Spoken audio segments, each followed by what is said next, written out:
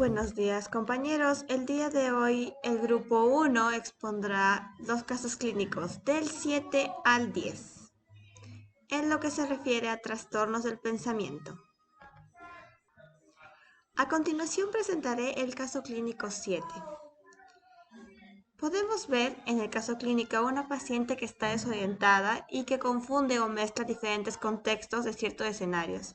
Además, podemos visualizar la repetición de palabras, que inferimos que es para dar más énfasis en las partes que la emocionan. También el paciente se pierde en un flujo de ideas que poco a poco se alejan del concepto principal que quiere dar a entender. Tiene una gran cantidad de detalles en sus acciones, en el tipo de ropa, en los sentimientos, etc. También se podría integrar que este paciente podría ser tartamudo o tener algún problema neurológico, gracias a la desorganización de la estructura gramatical. Infiriendo lo que tiene la paciente, también existe la presencia de un pensamiento prolijo. El paciente puede expresarse verbalmente con facilidad, pero de forma muy redundante en ciertos detalles. Puede también ser disgregación, que es una desorganización de los pensamientos del pensamiento. Y circunstancialidad, que es una persona que tiene la tendencia a hacer hincapié en los detalles. Es decir, se va por las ramas, da muchos rodeos al mismo tema, para llegar a la idea general o a las secundarias.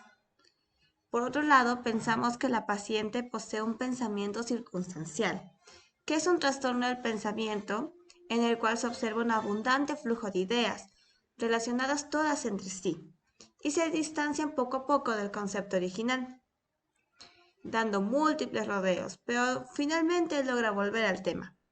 En este tipo de pensamiento se usan excesivos detalles para describir simples eventos. Da la impresión al observador que el paciente tiene dificultades para distinguir lo esencial de lo accesorio. También se lo denomina pensamiento detallista. Así que podemos diagnosticarla con un trastorno en la estructura del pensamiento. Y podríamos decir que tiene pensamiento circunstancial. A continuación, el caso 8.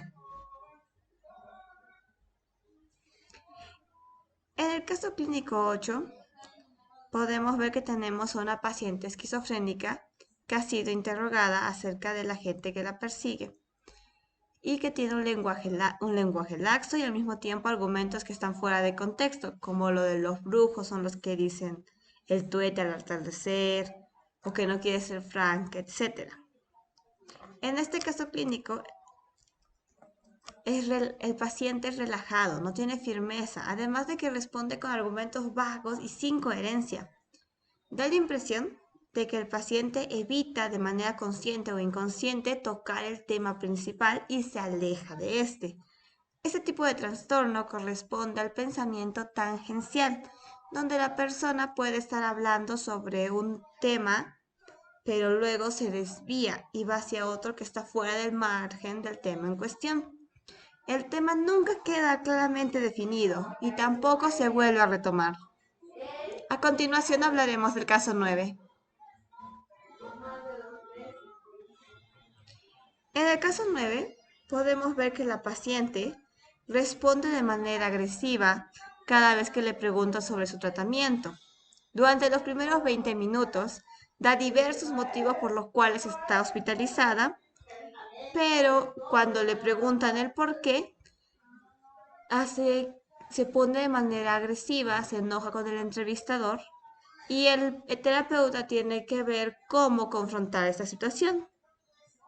De acuerdo a lo observado y por cómo contesta con brusquedad, por cómo evita el tema principal y no tiene una finalidad, podríamos decir que esta paciente padece un trastorno en la estructura del pensamiento, el cual es el pensamiento escamoteador. Es muy similar al, al pensamiento tangencial, pero no son lo mismo. Este tipo de pensamiento se caracteriza porque el paciente es racional, es consciente y quiere evitar estos temas. Aunque un terapeuta, al darse cuenta, puede ayudarlo. El paciente no suele ir al grano y es como si no deseara hablar de un asunto o hace de cuenta que no existe. pero el terapeuta con paciencia y con un progreso lento puede llegar al tema principal y puede retomarlo. A continuación, el caso 10.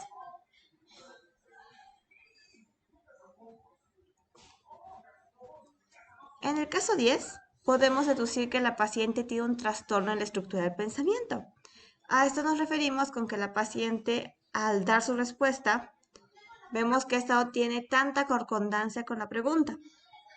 Algunos pueden aparentar una excelente relación con la pregunta, dificultando así su identificación. Para comprender más a fondo este caso, hablaremos acerca de los trastornos en la estructura del pensamiento. Tenemos varios tipos dentro de este, pero hablaremos de los más importantes y los cuales se relacionan con este caso clínico. Empezando con el pensamiento tangencial, que ya lo hemos tocado, en el cual se observa el flujo de ideas que no están siempre relacionadas entre sí, que está en el margen del tema de la cuestión y que no queda claramente el tema definido. También hablaremos de la pararespuesta, la cual también es llamada respuesta de lado, la cual frente a un entrevistador el paciente responde con un contenido que no tiene nada que ver con lo preguntado anteriormente. El grado de relación puede ser variable. Hay pararespuestas difíciles de identificar porque tienen relación con la pregunta, o hay otras pararespuestas que tienen una relación muy mínima con el tema y son solamente tangenciales. Este tipo de trastorno en la estructura del pensamiento, como lo ya mencioné anteriormente, se presentan en asociados con mucha frecuencia. Y el caso número 10 es el ejemplo más claro porque aunque está dando una respuesta, no es la directa. Eso sería todo. Muchísimas gracias.